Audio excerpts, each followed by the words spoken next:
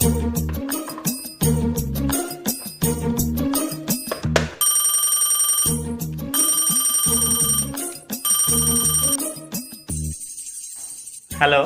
বাবু কি করছো? এই পাখাটা চলছে না, তাই সুইচটা একটু ঠিক করছিলাম। কি তুমি? না না, যদি কিছু হয়ে যায় তুমি মিস্ত্রি ডেকে নাও। আরে পাগলি, কিছু হবে না। আর তাছাড়া মিস্ত্রি ডাকলেই তো এইটুকু কাজের জন্য 400-500 টাকা চেয়ে বসবে। না, যেই কাজে রিস্ক আছে সেই কাজ আমি তোমাকে করতে দেবো না। তুমি মিস্ত্রি ডাকো, আমি টাকা পাঠাচ্ছি। ঠিক আছে।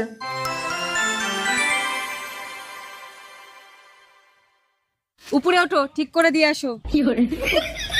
কিন্তু বাবু, আমি তো এই কাজ জানি না। ওপরে উঠে কিছু না কিছু হাত দেবো, এত হাই ভোল্টেজ লাইন। এসব জানি না, আমি এত গরমে থাকতে পারছি না। আগে উঠে এটা ঠিক করো। ওঠো বলছি। ওঠো।